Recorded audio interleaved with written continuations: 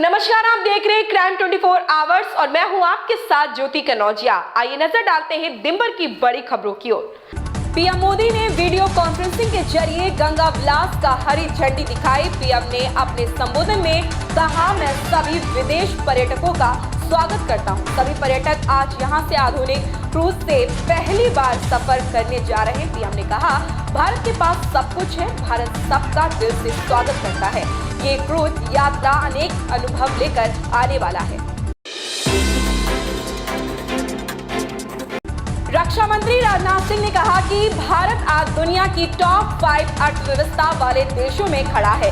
जिस तरह से पीएम मोदी कार्य कर रहे हैं, साल 2047 तक देश अर्थव्यवस्था के मामले में दुनिया के टॉप 3 देशों में शुमार होगा। आजादी के 100 साल पूरे होने तक भारत दुनिया की सबसे बड़ी अर्थव्यवस्था बनेगा। भाजपा के राष्ट्रीय अध्यक्ष जेपी नड्डा पार्टी अध्यक्ष के तौर पर अपनी दूसरी पारी की शुरुआत गाजीपुर से करेंगे। नड्डा 20 जनवरी को गाजीपुर में सभा व अन्य संगठनात्मक कार्यक्रमों में शामिल होंगे। इसी दिन पार्टी विधिवत लोकसभा चुनाव का शंखनाद भी करेगी। उत्तर प्रदेश के मौसम में आने वाले दिनों में टुकड़ों में बदलाव दिखेगा। मौसम विभाग का कहना है कि 2 दिन सामान्य, फिर गलन और फिर पारा बढ़ने का संकेत देता सिस्टम डेवलप हो रहा है। आंचलिक मौसम विज्ञान केंद्र के वरिष्ठ वैज्ञानिक मोहम्मद दानिश के मुताबिक पश्चिमी उत्तर प्रदेश के कुछ इलाकों में बादल बन चुके हैं। यहां बूंदाबांदी के आसार हैं। पूर्वी उत्तर प्रदेश में मौसम शुष्क रहेगा। विधानसभा को वित्तीय स्वायत्तता देने के लिए राजस्थान देश का पहला राज्य बना है। अखिल भारतीय पीठासीन अधिकारी सम्मेलन के समापन पर बृहस्पतिवार को बार-बार मदद की मांग कर रहे विधानसभा अध्यक्ष सीपी जोशी को आश्वासन देते हुए मुख्यमंत्री अशोक गहलोत ने कहा, मैं अध्यक्ष जी की बात टालता नहीं हूं, ये भी मेरी बात नहीं टालते हैं। विधानसभा के प्रस्तावों को हमारी सरकार सकारात्मक रूप से लेती है, मैं इस पर सहमत हूं। एसएस राजामौली की ब्लॉकबस्टर फिल्म आरआरआर के गाने नाचू नाचू ने इतिहास रचकर 80वें गोल्डन ग्लोब अवार्ड्स 2023 में बेस्ट ओरिजिनल सॉन्ग का पुरस्कार अपने नाम कर लिया है।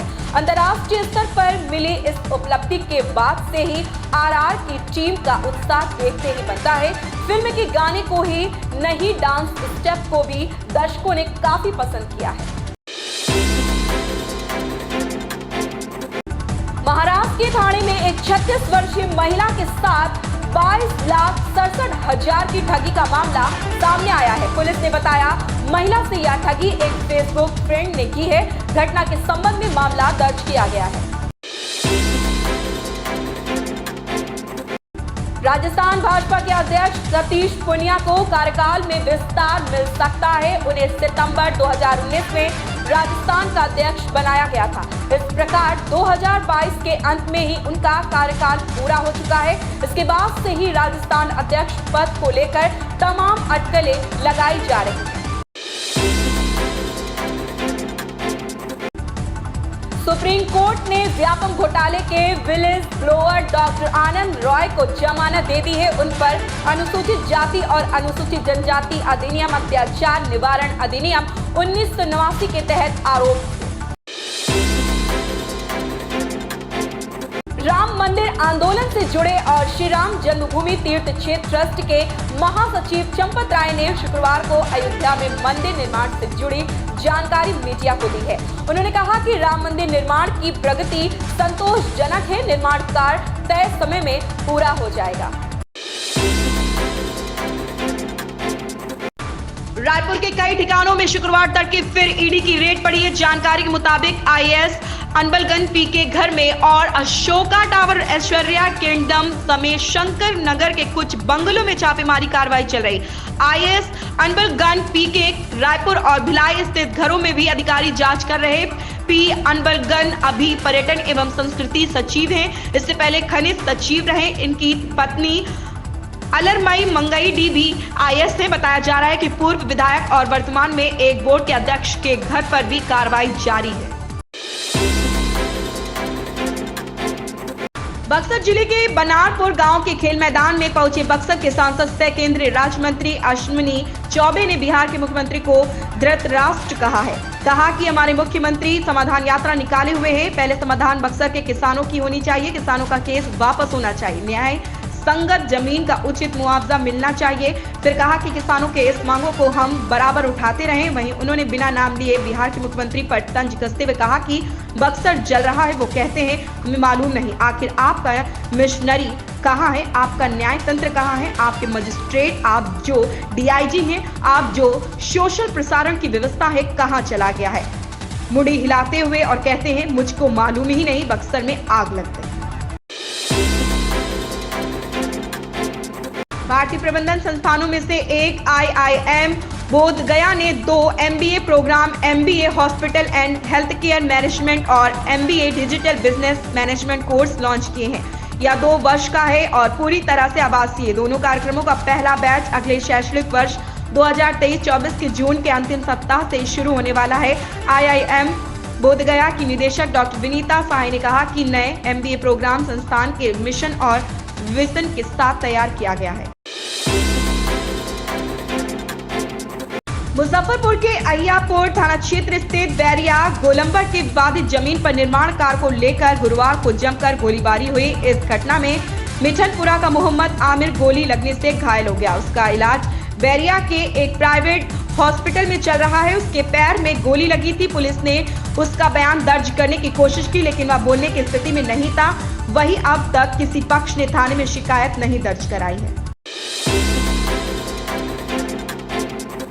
हरियाणा के हिसार में आम आदमी पार्टी ने आदमपुर के डंडूर गांव में आपकी पाठशाला खोली है। पूरे प्रदेश में 4 जगहों पर आपकी पाठशाला खोली गई। इसमें हरियाणा के शिक्षा मंत्री कंवरपाल, पूर्व सीएम भूपेंद्र हुड्डा का हल्का किलोई, डिप्टी सीएम दुष्यंत चौटाला का उचाना हल्का और हिसार में भव्य विश्नोई का आदमपुर हल्का शामिल किया गया। प्रदेश के 4 बड़े नेताओं के विधानसभा हल्कों में ये पाठशाला खोली गई है। जनवरी की शुरुआत से सर्दी का सितम झेल रहे दिल्ली वासियों को गुरुवार को धूप खिलने से राहत मिली, लेकिन शाम को हुई बूंदाबांदी से ठंड बढ़ गई। बुधवार देर रात दिल्ली के कई इलाकों में भी बारिश हुई थी, लेकिन दिन में धूप खिलने से ठंड का एहसास कुछ कम हुआ। अब 15 जनवरी को कोहरे और सर्दी का सितम बढ़ने की संभावना है। जोशीमठ में भूधंसाव के बाद चिन्हित किए गए होटल माउंट व्यू और मलारी इन के ध्वस्तीकरण की कार्यवाही बृहस्पतिवार दोपहर बाद शुरू हो गई थी। शुक्रवार सुबह यहां होटल मलारी इन खिड़कियों के शीशों को निकाले जा रहे हैं।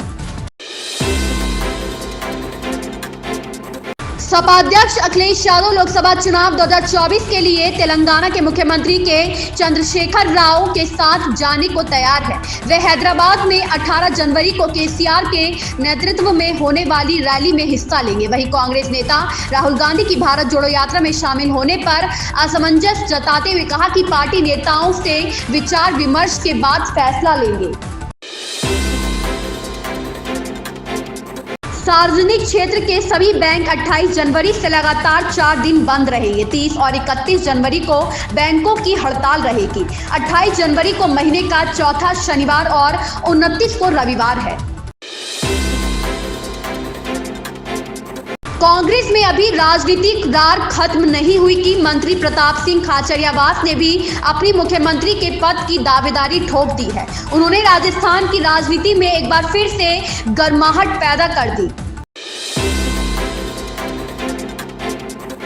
प्रसिद्ध कवि डॉक्टर कुमार विश्वास ने कहा है कि फिलहाल उनका राजनीति में प्रवेश करने का कोई इरादा नहीं है और भविष्य किसी ने देखा नहीं है। उनकी कुंडली में कोई योग हो तो ज्योतिषियों से पता करवा लो।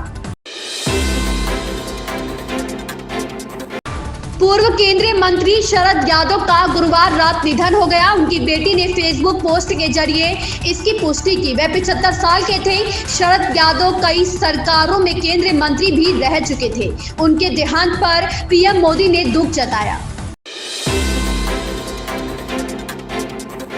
तमिलनाडु में स्टालिन बनाम राज्यपाल रवि विवाद अब राष्ट्रपति तक पहुंच गया है। इस बीच राज्यसभा सांसद संजय राउत ने शिवसेना के मुखपत्र सामना में तंज कसा है। उन्होंने कहा है कि देश के आधा दर्जन राज्य में सरकार बनाम राज्यपाल का टकराव बढ़ गया है और यह सभी गैर भाजपा शासित राज्य है।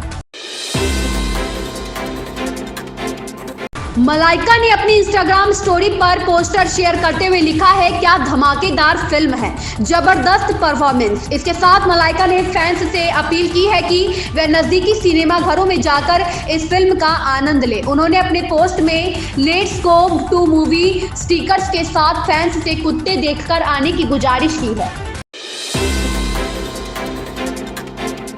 दुनिया के कई देशों में कोरोना के मामले तेजी से बढ़ रहे हैं। चीन के अलावा भारत, जापान, ब्रिटेन और अमेरिका जैसे देशों में भी संक्रमण का खतरा बढ़ता जा रहा है। इस बीच विश्व स्वास्थ्य संगठन ने लंबी यात्रा करने वालों को मास्क पहनने की अपील की है।